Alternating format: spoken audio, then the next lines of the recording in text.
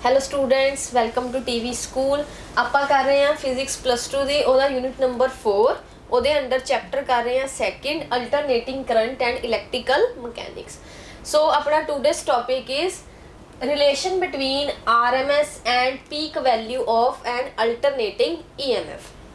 सो पिछले लैक्चर दे विच आपां जिहड़ा रिलेशन फाइंड कीता सी ਉਹ ਕੀਤਾ ਸੀ RMS and peak value of alternating current, मतलब करंट दी आरएमएस ते ओदी पीक वैल्यू दे विच, मतलब कि आपां रिलेशन फाइंड कीता सीगा आई आरएमएस दे विच एंड आई नॉट दे विच। ठीक है, जिहड़ा रिलेशन सीगा वो की सी I RMS which is equals to 0.707 I naught. यही सीगा। जे मैंने दूसरे तरीके नाल लिखा तो मेरे को ये सीगा I RMS which is equals to 1/√2 I naught. ਇਹ ਰਿਲੇਸ਼ਨ ਆਪਾਂ ਫਾਈਂਡ ਕੀਤਾ ਸੀਗਾ। ਸੋ ਜਿਹੜਾ ਆਪਾਂ ਅੱਜ ਰਿਲੇਸ਼ਨ ਫਾਈਂਡ ਕਰਾਂਗੇ ਈਐਮਐਫ ਦੀ ਆਰਐਮਐਸ ਵੈਲਿਊ ਤੇ ਉਹਦੀ ਪੀਕ ਵੈਲਿਊ ਦੇ ਵਿੱਚ ਵੀ ਜਿਹੜਾ ਆਪਣੇ ਕੋਲ ਰਿਲੇਸ਼ਨ ਆਊਗਾ ਉਹ ਬਿਲਕੁਲ ਸੇਮ ਹੀ ਆਊਗਾ। ਈ ਦੀ ਮਤਲਬ ਈਐਮਐਫ ਆਰਐਮਐਸ ਨੂੰ ਕਿੱਦਾਂ ਲਿਖ ਸਕਦੇ ਆ ਈ ਆਰਐਮਐਸ। ਠੀਕ ਹੈ, ਔਰ ਜਿਹੜੀ ਪੀਕ ਵੈਲਿਊ ਸੀਗੀ ਅਲਟਰਨੇਟਿੰਗ ਈਐਮਐਫ ਦੀ, ਮਤਲਬ ਉਹ ਵੈਲਿਊ ਜਿੱਥੇ ਕਿ ਅਲਟਰਨੇਟਿੰਗ ਈਐਮਐਫ ਜਿਹੜਾ ਮੈਕਸਿਮਮ ਪ੍ਰੋਡਿਊਸ ਹੁੰਦਾ, ਮਤਲਬ ਈ ਨੋਟ। ਸੋ ਉਹ ਹੋ ਗਈ ਉਹਦੀ ਈ ਨੋਟ। मतलब अज आप जो रिलेशन फाइंड करना वो करना ई आरएमएस दे विच एंड ई नॉट दे विच। ठीक है, सो जो रिलेशन है E RMS and E naught दे विच बिल्कुल ये वर्गा ही आऊगा।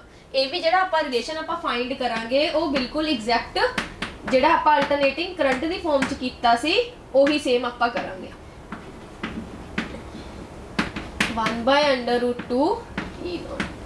सो मेरा ये पहला दसन का मतलब ये आ कि आप ये रिलेशन फाइंड करना कि मैं ये दसना चाहती हाँ कि जो ईआरएमएस मतलब ईएमएफ के केस में जो रिलेशन आ और जो करंट के केस में रिलेशन आ, दोनों में रिलेशन जो सेम कि जो आरएमएस तो वो जी पीक वैल्यू में रिलेशन आ, चाहे वो अल्टरनेटिंग करंट आ चाहे वो अल्टरनेटिंग ईएमएफ आ, दोनों के केस में जो रिलेशन आऊगा अपने को की होगा सेम वैल्यू ऑबटेन होगी, क्योंकि जिन्ना ही ईएमएफ इंड्यूस्ड होगा सर्किट दे विच उन्ना ही उन्हें करंट प्रोड्यूस करना।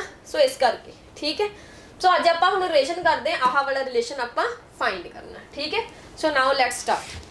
सो अगेन हुण जिहड़ी आरएमएस वैल्यू आ अल्टरनेटिंग ईएमएफ दी ओ की चीज़ है, बिल्कुल सेम वही आरएमएस वैल्यू जो मैं अल्टरनेटिंग करंट की फॉर्म च डिफाइन की सी, बिल्कुल वही चीज़ आ कि हुण इहदे विच बस उहदे विच की सी कि आरएमएस वैल्यू जिहड़ी करंट दी इहदे विच ईएमएफ लै रहे हैं, मतलब ईएमएफ दैट इज एक तरह की वोल्टेज होगी। सो इहदे विच जिहड़ी आरएमएस वैल्यू वोल्टेज की फॉर्म दे विच। ठीक, सो जिहड़ी आरएमएस वैल्यू होगी अल्टरनेटिंग ईएमएफ दी ओहो वाली वैल्यू जिहड़ी कि मतलब इनू आरएमएस नू की कह देंगे आप इफेक्टिव वैल्यू भी तो कह दें। तो this is also called effective value and यह किहदे इक्वल होगी डीसी वोल्टेज की वैल्यू के इक्वल, मतलब कि ओहो वोल्टेज की वैल्यू जिहड़ी कि सेम हीटिंग इफेक्ट प्रोड्यूस कर रही है डीसी दे विच, जिन्ना कि जिवें उही वैल्यू अप्लाई करा अल्टरनेटिंग के केस विच भी तो सेम हीट इफेक्ट प्रोड्यूस होवे। फॉर एग्जाम्पल हुण मैं 6 वोल्ट दे रही हाँ, डीसी लै रही है 6 वोल्ट डीसी अप्लाई कर रही है किसी लैंप नूं। ठीक है, तो वह 6 वोल्ट डीसी ते जिन्नी शाइन कर रहा वा, जिन्नी मतलब अपनी ब्राइटनेस शो कर रहा वा, जे मैं वही 6 वोल्ट आरएमएस जी अप्लाई कर रही हाँ अल्टरनेटिंग सर्किट नूं, तो वह भी जिहड़ा भी की कर रहा वा उन्नी ही ब्राइटनेस अपीयर करे। मतलब 6 वोल्ट डीसी ते जिन्नी ब्राइटनेस आ रही सी लैंप की शो करता सी लैंप, उन्नी ही 6 वोल्ट आरएमएस एसी देने ते भी जे उन्नी ही अपने को ब्राइटनेस शो कर रहा, तो यदा मतलब ये आ कि जी 6 वोल्ट होगी वो की होगी वो आरएमएस वैल्यू, मतलब कि जी डीसी ते एसी दे विच वैल्यू जी डीसी और एसी दोनों के विच की करे सेम हीटिंग इफेक्ट प्रोड्यूस करे, इको जी वैल्यू। ठीक है, सो होगी आरएमएस वैल्यू। हुण आपां इहदा रिलेशन फाइंड करते हैं। सपोज कि जेड़ा अल्टरनेटिंग ईएमएफ आ an alternating EMF in AC circuit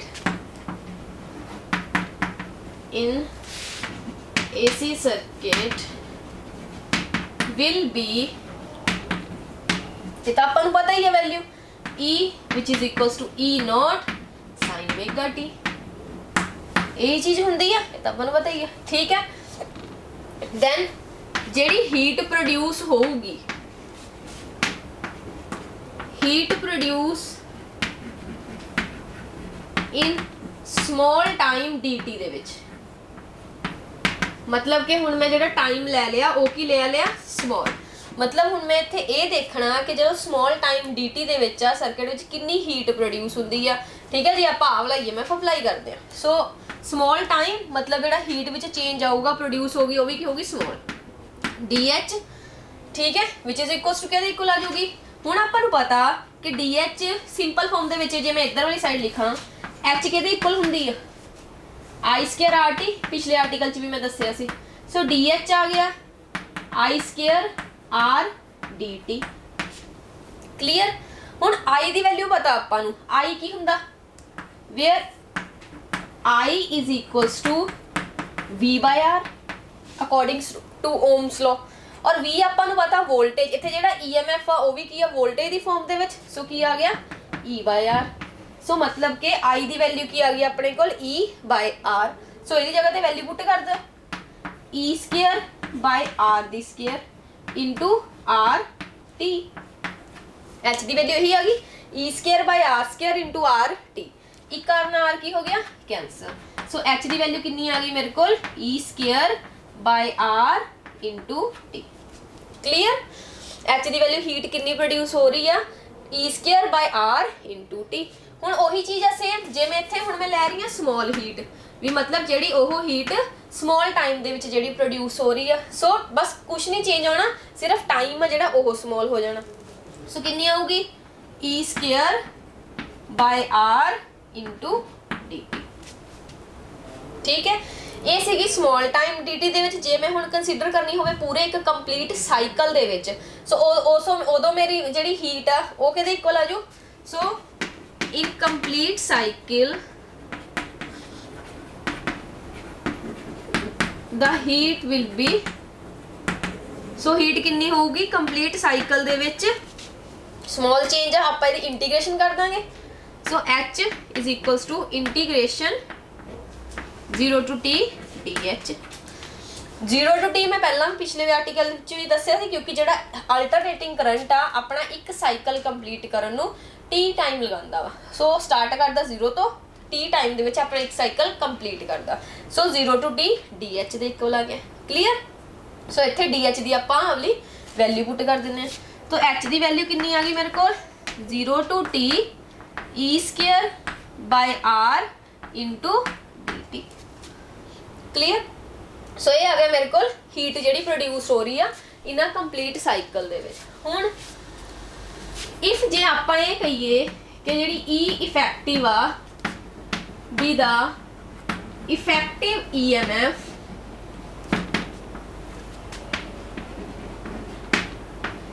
of circuit.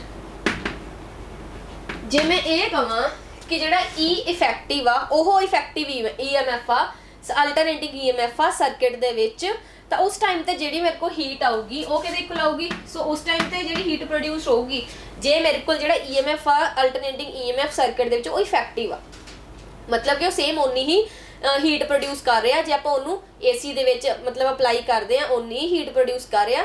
J similar ओही वैल्यू मैं DC विच प्रोड्यूस करा। ठीक है, तो DC विच भी उन्नी ही वैल्यू जिहड़ी आ वो हीट दी लॉस होगी हीट जां प्रोड्यूस होगी। ठीक है, सो मतलब E इफेक्टिव वैल्यू मैं ले ली सर्किट दी। सो उस केस में जिहड़ी मेरे को हीट प्रोड्यूस होगी वो किहदे इक्वल होगी E effective square by R into T।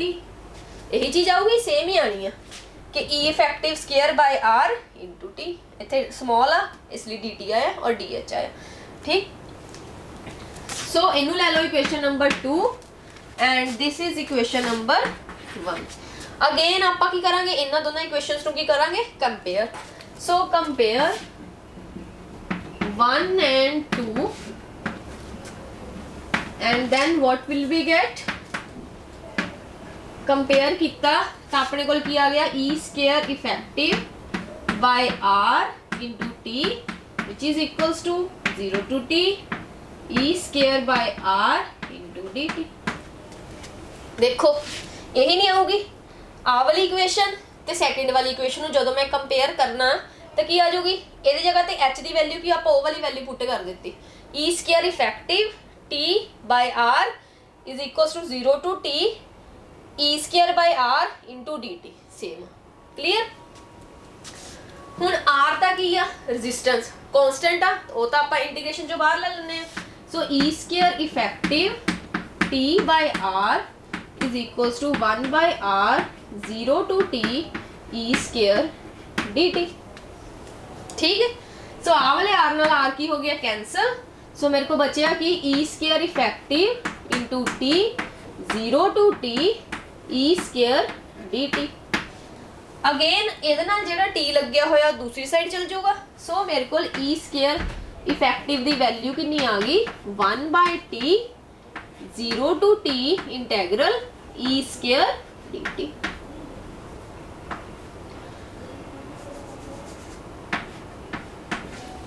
Clear जिवें आपां पिछले लैक्चर दे विच जदों आपां आई इफेक्टिव दी वैल्यू कड्ढी सी सेम उदां ही वैल्यू निकली कि ई स्क्वायर इफेक्टिव दी वैल्यू कितनी आई 1 by T 0 to T integration E square D T दे इक्वल आ गई ठीक है हुण आपां इहदी इंटीग्रेशन सॉल्व करते हैं और जे मैं इहनूं दूसरी फॉर्म च लिखना होवे नैक्सट इहदे ते की है स्क्वायर मतलब इहदे की हो जू इधर जाके अंडर रूट सो ई इफेक्टिव किहदे इक्वल आ गई अंडर रूट 1 by t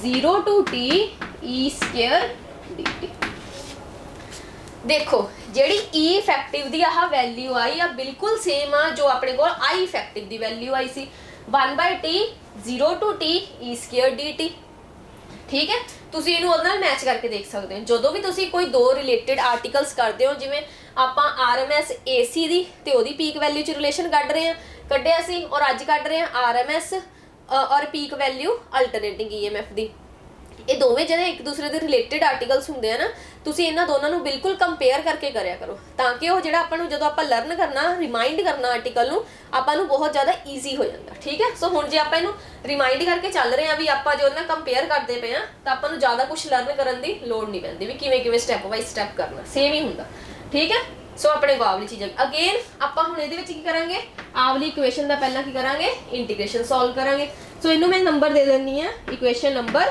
3 ठीक है हुण आपां इंटीग्रेशन सॉल्व करांगे सो 0 नाउ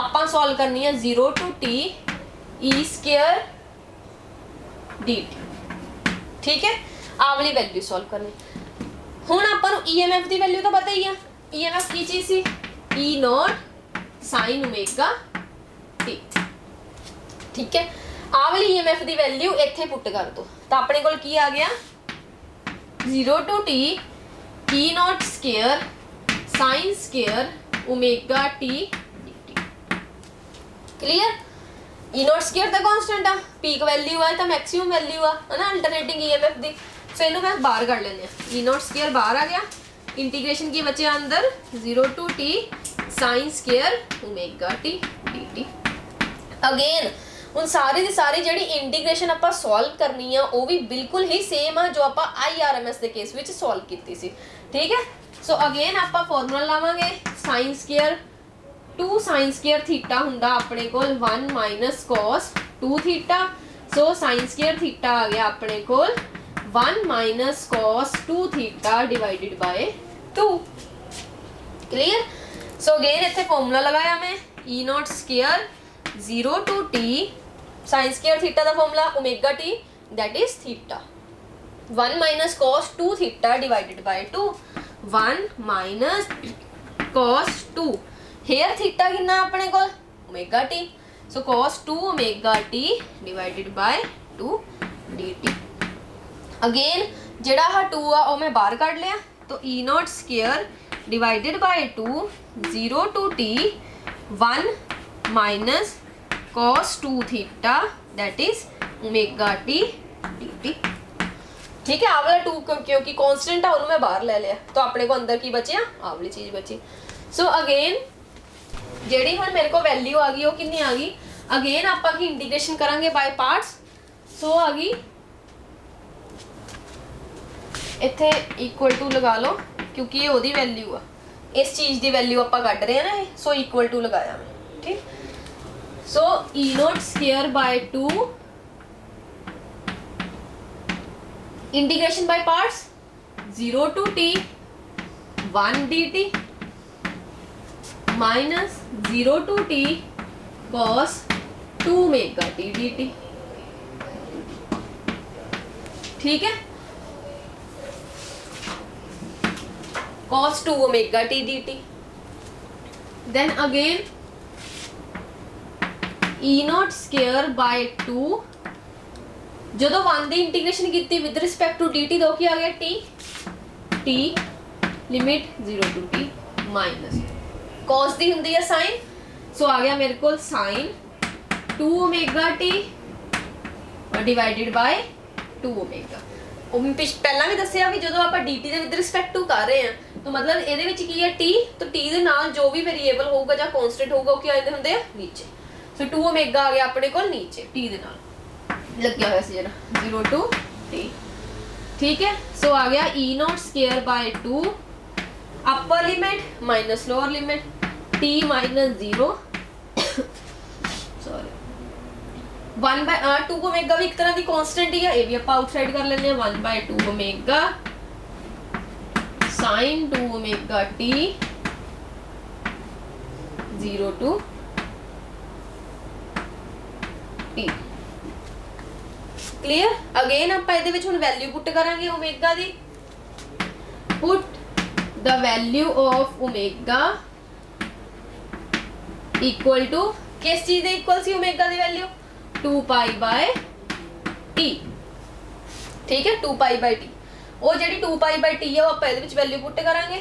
ਕੀ ਆ ਗਿਆ e not square by 2 again t minus 0 that is t minus 1/2 into 2 pi by t into sin 2 into 2 pi by t into t that is 0 to t। ठीक है, आ तो चीज पता ही है ना omega the value 2 pi by t ਕਿੱਥੋਂ ਆਈ, ਉਹੀ ਟਾਈਮ ਪੀਰੀਅਡ ਦੇ ਕੇਸ ਵਿੱਚ t ਹੁੰਦਾ ਆਪਣੇ ਕੋਲ time period which is equals to ਆਦਾ ਹੁੰਦੀ ਹੈ ਨਾ 2 पाई by omega.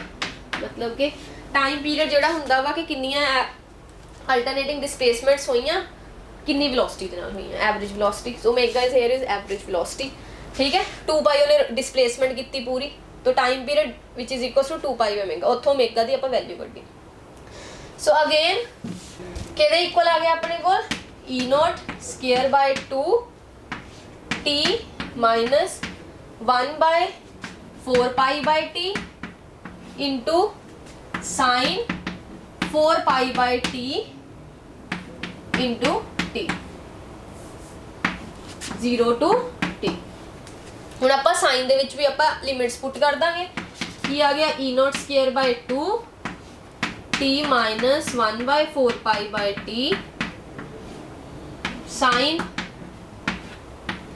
4 pi by t into t minus sin 4 pi by t into 0।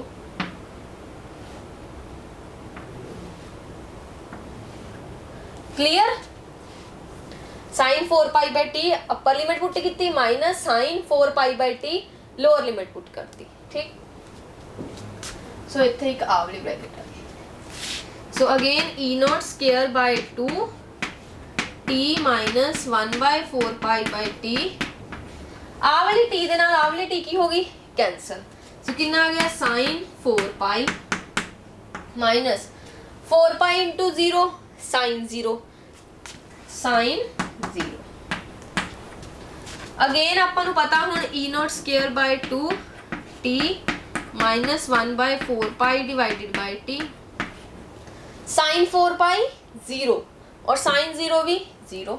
So 0 minus 0 that is मेरे को आ गया e not square by 2 t 1/4 pi by t into 0 minus 0 तो 0 0 ना multiply जो करांगे तो अपने को आ वाली पूरी टर्म की होगी 0 minus 0। सो ये मेरे को की आ गया e not square by 2 into t minus 0 that is t। सो मेरे को कितनी वैल्यू आ गई e not square by 2 into t एक ਇਹਦੀ वैल्यू ਸੀਗੀ 0 to t e square dt। ਇਹਦੀ वैल्यू सी 0 to t e square dt ਦੀ वैल्यू आ गई मेरे को e not square by 2 into t। ਹੁਣ ਆਪਾਂ ਜਿਹੜੀ ਆਹ वैल्यू ਕੱਢੀ ਹੋਈ ਆ e ਇਫੈਕਟਿਵ ਦੀ ਇਹਦੇ ਵਿੱਚ ਮੇਰੇ ਕੋਲ ਜਿਹੜੀ ਆ value C 0 to t e square dt, ਇਹ ਮੇਰੇ ਕੋਲ ਰਿਜ਼ਲਟ ਹੈ ਜਿਹੜਾ ਆ ਗਿਆ। ਹੁਣ ਮੈਂ ਇਹਦੇ ਵਿੱਚ ਆ ਵਾਲੀ ਵੈਲਿਊ ਦੀ ਜਗ੍ਹਾ ਇਹਦਾ ਰਿਜ਼ਲਟ ਪੁੱਟ ਕਰ ਦੂੰਗੀ, ਠੀਕ ਹੈ। ਸੋ ਹੁਣ ਅਗੇਨ ਆਪਾਂ ਪੁੱਟ ਕਰਦੇ ਹਾਂ। ਸੋ ਪੁੱਟ, ਇਹਨੂੰ ਤੁਸੀਂ ਕੋਈ ਵੀ ਨਾਮ ਦੇ ਲਓ, फोर्थ इक्वेशन का नाम दे दो, ठीक है। So put the value of fourth in put equation fourth in equation 3, ठीक है। जो आप इत्थे दी वैल्यू पुट करांगे तो ई इफेक्टिव दी वैल्यू कितनी आ गई, √1/t 0 to t e square dt जगह ते ओदी वैल्यू पुट करिए, की आई है e0 दी स्क्वायर t/2, तो e0 दी स्क्वायर t/2 यही है। हुण आ t दे नाल t की हो गया कैंसल। सो मेरे को e इफेक्टिव दी वैल्यू कितनी आई, e0 स्क्वायर बाय 2, और जे मैं इन्हां दी अंडर रूट जिहड़ी आ अलग अलग करदा, e0 दी square divided by under root 2, under root आ जिहड़ी मैं ब्रेक करती, अलग अलग करती, ऊपर दी ऊपर नीचे दी नीचे, आ वाली स्क्वायर ना अंडर रूट की हो गया कैंसल। सो मेरे को बचया कि e0/√2। सो अगेन मेरे को जी EMF दी वैल्यू आई, इफेक्टिव EMF दी 1/√2 टाइम्स ऑफ e0, और we can say 0.707 times of e0। So again जे तुसी हुण अपनी आई इफेक्टिव वाली वैल्यू देखो तो वह बिल्कुल सेम। सो आई इफेक्टिव की सी 1/√2 times of i0, 0.0707 times of i0, same ही आ गई अपने को ई इफेक्टिव की value, that is 1/√2 times of e0, और 1/√2 की वैल्यू कितनी होंगी है 0.707 टाइम्स ऑफ e0। सो ये आप रिलेशन फाइंड कर लिया कि जो अल्टरनेटिंग EMF आ ओदा जिहड़ा वा ओदी पीक वैल्यू दे नाल की रिलेशन हुंदा, ठीक। सो हुण आपां डिस्कस करांगे जिहड़ी अपने कोल RMS वैल्यू कड्ढी आपां अल्टरनेटिंग EMF दी, और जिहड़ा पीक वैल्यू च रिलेशन सॉल्व किया उस नाल रिलेटेड कुछ न्यूमेरिकल्स ने, ठीक है। ये 2 न्यूमेरिकल्स ने, उन्हां नाल रिलेटेड आपां हुण अज सॉल्व करांगे। हुण 1 बाय 1 सॉल्व करते हैं। सब तो पहला फर्स्ट लैने आ, देखो रीड करिए। The electric mains in a house are marked 220 volt, 50 hertz. Write down the equation for instantaneous voltage। मतलब कि वो की कह रहे हैं कि जिहड़ी इलैक्ट्रिक मेन जिहड़ी अपने घरां विच आउंदी है सप्लाई हाउस विच, वो कितनी आ 220 वोल्ट। मतलब ये 220 वोल्ट की होगी, ERMS दी हुई आपां नूं, ठीक है। और फ्रीक्वेंसी कितनी दी हुई आ 50 हर्ट्ज। ਆਪਾਂ फाइंड की करना, write down the equation for instantaneous voltage. Instantaneous voltage की सी अपने को, दैट इज सिंपल ई, ठीक है। इंस्टेंटेनियस वोल्टेज की अपने को सिंपल ई, तो आप वो वाली चीज़ हुण फाइंड करनी है। सो आ वैल्यू पहला लिख ली, अपन दिता की होया ERMS which is equals to 220 volt. Electric mains क्या होया ना, मतलब इसलिए पता लग गया ERMS हाउसिस दे विच नाले 50 वोल्ट की दी हुई है frequency is 50 hertz, sorry volts नहीं हर्ट्ज, फ्रीक्वेंसी दी यूनिट्स हुंदी है हर्ट्ज। सो हुण इंस्टेंटेनियस वोल्टेज E। सो E दा ERMS नाल की रिलेशन हो सकता, आपां तो जो दित्तियां होईयां आपां उस हिसाब नाल रिलेशन कढना भी इन्हां की रिलेशन है। तो आपां नूं पता जिहड़ा इंस्टेंटेनियस करंट वोल्टेज आ ओदा रिलेशन की हुंदा E0 sin ओमेगा t। आही रिलेशन हुंदा कि जिहड़ी इंस्टेंटेनियस EMF आ ओ किहदे इक्वल हुंदी है E0 sin ओमेगा t दे इक्वल। सो हुण आपां नूं इत्थों बट ये पता लग गया कि E0 दा ERMS नाल रिलेशन हुंदा, E दा तां डायरैक्ट नहीं हुंदा ERMS नाल, बट E0 दा तां हुंदा ERMS नाल। तो मतलब पहला आपां की सॉल्व करांगे E0 दी वैल्यू।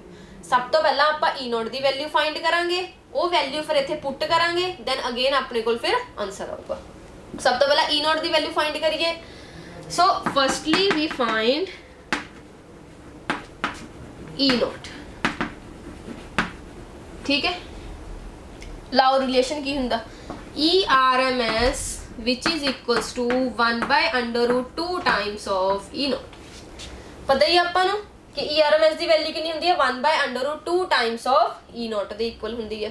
सो जे मैं E नॉट की वैल्यू कढ़नी आ तो √2 दूसरी साइड लै जाइए मल्टीप्लाई हो जाऊगा। सो दैट मीनस मेरे को वैल्यू की आ गई ERMS multiply √2 is equals to E naught, यही वैल्यू आऊगी। √2 ਨੂੰ दूसरी साइड ले जाके की हो जाऊ multiply. So ERMS multiply √2 is equals to E naught के इक्वल आ गई। इत्थे ERMS की वैल्यू पुट कर दिंने आपां। ERMS कितनी है 220। सो 220 मल्टीप्लाई √2 की वैल्यू हुंदी आ 1.414 is equals to E naught. ठीक है, जो तुसीं इन्हां दोनों नूं मल्टीप्लाई करोगे तो ओवरऑल जिहड़ी तुहाडे कोल वैल्यू आ वो आ जानी है 311.08 समथिंग। ठीक है, सो जिहड़ी E नॉट की वैल्यू आ जानी है अपने कोल वो आ जाती है 311.08 समथिंग आ जाती है। सो ये आ गई अपने कोल E नॉट की वैल्यू। हुण आ जिहड़ी E नॉट की वैल्यू आई आ इहनूं आपां इहदे विच पुट कर दिंदे आ। ठीक है, तो अपने कोल की आ जाऊगा E की वैल्यू आ जाऊगी। सो E नॉट की वैल्यू कितनी आ गई 311.08। इहनूं आपां इच पुट कर दिंदे की सी E दा relation E not sin ω t। E naught की जगह ते वैल्यू पुट कर दो 311.08 sin ओमेगा। हुण आपां नूं तां फ्रीक्वेंसी दित्ती होई सी ना 50 हर्ट्ज, आपां नूं तां आह फ्रीक्वेंसी दित्ती होई है 50 हर्ट्ज, बट इत्थे तां ओमेगा वा। सो आपां ओमेगा नूं in the form of frequency the form च लिखांगे। आपां नूं पता ओमेगा किहदे इक्वल हुंदा 2πf * t। Omega which is equals to 2πf। ठीक है, सो ये किद्दां आया रिलेशन आपां नूं इन्ना चीज पता omega is equals to 2π/t। ये चीज पता omega is equals to 2π/t और आपां नूं पता इहनूं किद्दां लिख सकदे हैं 2π * 1/t लिख सकदे हैं। और 1/t की हुंदा अपने कोल frequency, inverse of time period की हुंदा फ्रीक्वेंसी। सो आ गया 2πf। लग गया पता। So again etch value put करो 311.08 sin 2π की वैल्यू 3.14 इंटू फ्रीक्वेंसी दी पुट कर दो 50, टाइम दी नहीं पुट करनी, टी नहीं पुट करनी। ठीक है, सो आ अपने को आ गया इन्हां दा वैल्यूज। सो जदों तुसीं आ पूरी कैलकुलेशनस नूं सॉल्व करोगे तो तुहाडे कोल जिहड़ा आंसर आना वा वो अप्रोक्सीमेट आ जांदा हुंदा 311 sin 314t। ठीक है, 311 sin 314t कैलकुलेटर से यूज कर लियो, उन्होंने यूज करके सॉल्व करूंगे तो इन्ना तुहाडा आंसर आऊगा अप्रोक्सीमेट। सो मैं कड्ढिया की आ EMF पिछे की पावांगे वोल्ट। कदे भी न्यूमेरिकल्स दे विच तुसीं उन्हां दा आंसर कड्ढण तो बाद जिहड़ी भी चीज़ कड्ढी आ उहदे पिछे यूनिट्स पाणियां नहीं भुल्लणियां, नहीं तो एक अद्धा नंबर है जिहड़ा तुहाडा ओह कट्टिया जाना। हुण मैं EMF कड्ढिया तो उहदे पिछे EMF किच हुंदा वोल्ट्स विच, तो ये आ गई उहदी यूनिट्स। सो ये सी अपने कोल फर्स्ट न्यूमेरिकल। क्लीयर। हुण आपां करदे हां सैकेंड। देखो सैकेंड नूं रीड करिए। The instantaneous value of an alternating voltage is given by ET 140 sin 300t। ठीक है, इंस्टेंटेनियस वैल्यू दी हुई मतलब ET लिख लो या सिंपल E भी लिख सकते हैं। इस ET नूं आपां simple E, one is the same thing. ठीक, सो ET की वैल्यू की दी हुई है 140 sin 300 इंटू t। सब तो पहले आपां की फाइंड करना peak value of the voltage. ठीक है, so peak value of the voltage, peak value की हुंदी है E नॉट। दैन आपां की फाइंड करना ओदी RMS वैल्यू। इत्थे लिख लो पीक वैल्यू की मतलब मैं की फाइंड करना E नॉट, अगे ओदी RMS वैल्यू। RMS हुंदी है ERMS दे इक्वल। ठीक है, दैन की फाइंड करनी है frequency of the supply. Frequency मतलब मैं सिंपल F फाइंड करनी है। पता लग गया फाइंड की करना। हुण आपां स्टार्ट करदे हां सॉल्यूशन। आ तिन्ने चीज़ां सॉल्व करन तो पहला सब तो पहला मैं आह वाली जिहड़ी मेरी इक्वेशन आ उन्होंने जिहड़ी जनरल इक्वेशन हुंदी आ उन्ना कंपेयर कर, क्योंकि मैनूं E नॉट चाहिए है ना। E नॉट आ जिहड़ी आपां नूं पता अपनी जनरल इक्वेशन दे विच आउंदी है ना, पिछले न्यूमेरिकल च आपां कीती सी। सो वाली इक्वेशन नाल इहनूं कंपेयर करदे हां। ET कितनी दित्ती हुई आ 140 sin 300t। इहनूं मान लो इक्वेशन 1 और मैं अपने वालों जिहड़ी जनरल इक्वेशन लैणे हुंदी है E not sin omega t। Equation 2।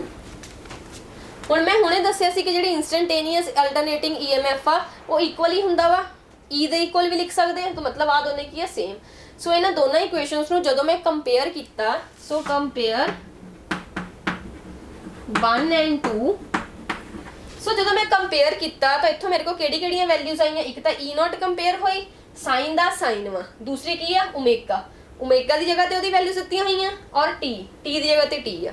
ਸੋ ਮੇਰੇ ਕੋਲ ਕੀ ਆਈ, E0 ਦੀ ਵੈਲਿਊ ਆ ਗਈ 140 ਐਂਡ ਓਮੇਗਾ ਦੀ ਵੈਲਿਊ ਆ ਗਈ 300। ਕਲੀਅਰ। ਜਦੋਂ ਮੈਂ ਆ ਦੇਖੋ ਮੈਨੂੰ ਕੰਪੇਅਰ ਕੀਤਾ, E0 ਦੀ ਜਗ੍ਹਾ ਤੇ ਕੀ ਆ 140, ਔਰ ਸਾਈਨ ਦੀ ਜਗ੍ਹਾ ਤੇ ਸਾਈਨ ਓਮੇਗਾ ਦੀ ਜਗ੍ਹਾ ਤੇ ਕੀ ਆ 300। ਸੋ ਓਮੇਗਾ ਕਿਹਦੇ ਇਕੁਅਲ ਆ ਗਿਆ 300 ਤੇ ਟੀ ਦੀ ਜਗ੍ਹਾ ਤੇ ਟੀ ਆ। ਸੋ ਆ ਮੇਰੇ को कंपेयर करके वैल्यूज आईਆਂ। सो ਹੁਣ फर्स्ट ਕੀ ਸੀ ਮੇਰਾ ਪੀਕ ਵੈਲਿਊ ਆਫ ਵੋਲਟੇਜ। ਸੋ ਜਿਹੜੀ peak value of voltage that is E0 ਤਾਂ ਮੇਰੀ ਫਾਈਂਡ ਹੀ ਹੋਗੀ, E0 ਫਾਈਂਡ ਹੋਗੀ ਨਾ। ਸੋ ਫਸਟ ਦਾ ਆਨਸਰ ਕਿੰਨਾ ਆ ਗਿਆ ਮੇਰੇ ਕੋਲ E0 ਪੀਕ ਵੈਲਿਊ ਵਿਚ is equals to 140 volt. Again EMF ਆ ਤਾਂ ਵੋल्ट ਤਾਂ ਆਉਣਗੇ, ठीक है। ये मेरे को फाइंड होगी फर्स्ट वैल्यू। ਹੁਣ ਸੈਕਿੰਡ ਮੈਂ ਕੀ ਫਾਈਂਡ ਕਰਨਾ ਉਹਦੀ RMS ਵੈਲਿਊ। ਹੁਣ ਮੈਨੂੰ ਪਤਾ ਮੇਰੇ ਕੋਲ ਪੀਕ ਵੈਲਿਊ ਆ ਗਈ E0, ਹੁਣ RMS ਤਾਂ ਈਜ਼ੀ ਆ ਫਾਈਂਡ ਕਰਨਾ ਕਿਉਂਕਿ ਆਪਾਂ ਨੂੰ ERMS ਔਰ E0 ਦੇ ਵਿੱਚ ਰਿਲੇਸ਼ਨ ਪਤਾ ਹੀ ਹੈ। मतलब RMS ਵੈਲਿਊ ਔਰ ਜਿਹੜੀ ਪੀਕ ਵੈਲਿਊ ਆ ਉਹਨਾਂ ਵਿੱਚ ਰਿਲੇਸ਼ਨ ਤਾਂ ਆਪਾਂ ਨੂੰ ਪਤਾ ਹੀ ਆ ਕੀ ਸੀ। ਸੋ ਹੁਣ ਆਪਾਂ ਉਹ ਫਾਈਂਡ ਕਰਦੇ ਹਾਂ। ਦੇਖੋ ਸੈਕਿੰਡ RMS ਵੈਲਿਊ। सो ERMS विच ते E0 विच की रिलेशन है 1/√2 E0, यही रिलेशन है, ठीक है। E0 मैनू पता, मैं की फाइंड करनी है ERMS। सॉरी इत्थे वैल्यू पुट करो E0 दी जिहड़ी आपां पहले वाले च सॉल्व कीती है 1/√2 E0 दी वैल्यू कितनी आ गई 140। हुण इत्थे 1/√2 दी आपां वैल्यू ਜਿਹੜੀ ਆਪਾਂ 0.707 ਆ ਉਹ ਨਹੀਂ ਲੈ ਸਕਦੇ। ਕਿਉਂ ਨਹੀਂ ਲੈ ਸਕਦੇ? ਕਿਉਂਕਿ ਜੇ ਤੁਸੀਂ ਧਿਆਨ ਨਾਲ ਨੂਮੈਰੀਕਲ ਦੇਖਿਆ ਹੋਵੇ ਤਾਂ ਇਹਦੇ ਵਿੱਚ ਸਾਈਡ ਤੇ ਆਪਾਂ ਨੂੰ ਗਿਵਨ ਆ ਕਿ ਜਿੱਥੇ ਵੀ ਪਾਈ ਯੂਜ਼ ਹੋਗੀ ਨੂਮੈਰੀਕਲ ਦੇ ਵਿੱਚ ਉਹਦੀ ਵੈਲਿਊ ਤੁਸੀਂ 3 ਲੈਣੀ ਆ, ਔਰ ਜਿੱਥੇ ਵੀ √2 ਹੋਊਗਾ ਉਹਦੀ ਵੈਲਿਊ ਤੁਸੀਂ 1.4 ਲੈਣੀ ਆ। ਜਦੋਂ ਵੀ ਨੂਮੈਰੀਕਲਸ ਦੇ ਵਿੱਚ ਐਦਾਂ ਵੈਲਿਊਜ਼ ਗਿਵਨ ਹੋਣ ਤਾਂ ਤੁਸੀਂ ਉੱਥੇ ਜ਼ਰੂਰੀ ਆ ਤੁਸੀਂ ਆਹੀ ਵੈਲਿਊ ਹੀ ਯੂਜ਼ ਕਰਨੀ ਹੈ, ਜਿੱਥੇ ਵੀ ਆਉਣ ਆਹੀ ਵੈਲਿਊਜ਼ ਯੂਜ਼ ਕਰਨੀ ਆ। ਜੇ ਤੁਸੀਂ ਆਪਣੇ ਵੱਲੋਂ ਕੋਈ ਵੈਲਿਊ ਯੂਜ਼ ਕਰ ਲਈ ਤਾਂ ਉਹਨਾਂ ਨੇ ਨੂਮੈਰੀਕਲ ਤੇ ਉੱਥੇ ਰੋਂਗ ਕਰ ਦੇਣਾ, ਠੀਕ ਹੈ। ਸੋ ਆਪਾਂ ਆਹੀ ਵੈਲਿਊਜ਼ ਯੂਜ਼ ਕਰਾਂਗੇ ਜਿਹੜੀਆਂ ਆਪਾਂ ਨੂੰ ਗਿਵਨ ਆ। ਸੋ √2 ਦੀ ਵੈਲਿਊ ਮੈਂ ਕਿੰਨੀ ਲਵਾਂਗੀ 1.4। ਸੋ 1 × 140 ਆ ਗਿਆ 140 √2 1.4। ਕਲੀਅਰ। 1.4 ਦਾ ਜਦੋਂ ਮੈਂ ਪੁਆਇੰਟ ਹਟਾਉਂਗੀ ਤਾਂ ਮੇਰੇ ਕੋਲ ਕੀ ਆਊਗਾ 14/10, यही आऊगा 14/10। आ वाला 10 ना कितने चल जाऊगा ऊपर। सो मेरे को की आ जाऊगा 140 × 10 डिवाइडेड बाय 14। ये जो आ वाला 10 है जो ऊपर चला गया, तो 140 × 10 डिवाइडेड बाय 14। 14 ना 14 कैंसल, दैट मीन्स 10 थे 14 10 का 140। तो 10 × 10 कितना आ गया 100 अगेन वोल्ट। सो मेरे को जी ERMS की वैल्यू आ वो कितनी आ गई मेरे को 100 volt. So ERMS that is 100 volt. Clear. हुण अपना थर्ड केस रह गया वो सीगा फ्रीक्वेंसी ऑफ द सप्लाई। भी हुण जिहड़ी फ्रीक्वेंसी आ वो फाइंड करो कितनी दे रहे हैं आपां, जिहड़ी सप्लाई आपां प्रोवाइड कर रहे हैं उसदी फ्रीक्वेंसी कितनी है। सो फ्रीक्वेंसी दा हुण अपने की दिता होया ओमेगा दिता होया, E0 ਦੇ ਨਾਲ ਆਪਾਂ ਪੀਕ ਵੈਲਿਊ ਇੱਕ ਤਾਂ ਪਤਾ ਲੱਗ ਗਈ ਔਰ ਦੂਸਰੀ ਮੈਨੂੰ RMS ਵੈਲਿਊ ਫਾਈਂਡ ਕਰ ਲਈ। ਹੁਣ ਜਿਹੜਾ ਮੇਰੇ ਕੋਲ ਆਹ ਓਮੇਗਾ ਬਚਿਆ ਹੋਇਆ, ਓਮੇਗਾ ਨਾਲ ਮੈਂ ਫ੍ਰੀਕੁਐਂਸੀ ਫਾਈਂਡ ਕਰ ਸਕਦੀ ਹਾਂ ਨਾ। ਸੋ ਆਪਾਂ ਓਮੇਗਾ ਯੂਜ਼ ਕਰਾਂਗੇ ਹੁਣ ਫ੍ਰੀਕੁਐਂਸੀ ਫਾਈਂਡ ਕਰਨ ਲਈ, ਠੀਕ ਹੈ। ਸੋ ਜਿਹੜਾ ਮੇਰੇ ਕੋਲ ਥਰਡ ਆ ਗਿਆ ਉਹ ਕੀ ਆਇਆ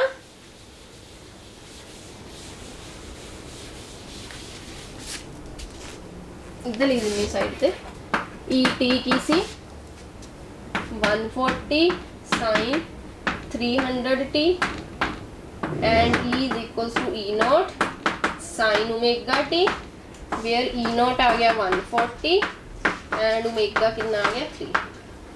आ चीज़ां तो आप नोटिस कीतियां सी ना कंपेयर करन तो बाद, इसलिए लिखनियां जरूरी है, इसलिए मैं लिखती हूँ साइड ते ताकि मैनूं ईजिली फाइंड आउट पता लग जाए। हुण ERMS फाइंड कर लिया फ्रीक्वेंसी थर्ड केस आ गया मेरे को एफ का फ्रीक्वेंसी। ਹੁਣ ਆਪਾਂ ਨੂੰ ਪਤਾ ਕਿ ਓਮੇਗਾ ਦਾ ਆਪਾਂ ਹੁਣੇ ਰਿਲੇਸ਼ਨ ਫਾਈਂਡ ਆਊਟ ਕੀਤਾ ਸੀ ਓਮੇਗਾ ਵਿਚ ਇਜ਼ ਇਕੁਅਲਸ ਟੂ ਕਿਹਦੇ ਆ 2 ਪਾਈ ਇਨਟੂ ਐਫ ਦੇ ਇਹੀ ਜੀ ਰਿਲੇਸ਼ਨ ਫਾਈਂਡ ਕੀਤਾ। ਸੋ ਇੱਥੋਂ ਜੇ ਮੈਂ ਫ੍ਰੀਕੁਐਂਸੀ ਕੱਢਣੀ ਆ ਆਹ ਜਿਹੜਾ 2 ਪਾਈ ਆ ਇਹਦੇ ਨੀਚੇ ਕੀ ਚਲ ਜਾਊਗਾ ਡਿਵਾਈਡ ਹੋ ਜਾਊਗਾ। ਸੋ ਇੱਥੋਂ ਜੇ ਮੈਂ ਕੱਢਾਂ omega divided by 2 pi is equals to F दे ठीक है। So omega divided by 2 pi is equals to F. So इत्थे ओमेगा दी वैल्यू पुट कर दो। ओमेगा दी वैल्यू कितनी आ गई कितनी दित्ती हुई है 300। सो 300 divided by 2 into pi pi the value मैनू गिवन आ कितनी आ 3। सो पाई दी जगह ते मैं की पुट कर दूं 3 इज इक्वल्स टू एफ। 3 दे नाल 3 कैंसल 100 ते ठीक है। तो मेरे को जी फ्रीक्वेंसी दी वैल्यू कितनी आ गई that is 100 by 2 is equals to F that is 2 1 दा 1 2 5 दा 10 50। सो मेरे को जी फ्रीक्वेंसी दी वैल्यू आ गई वो कितनी आ गई is equals to 50 hertz. 50 hertz hertz मतलब वो की पाई है मैं पिछे यूनिट फ्रीक्वेंसी दी ठीक है क्लीयर।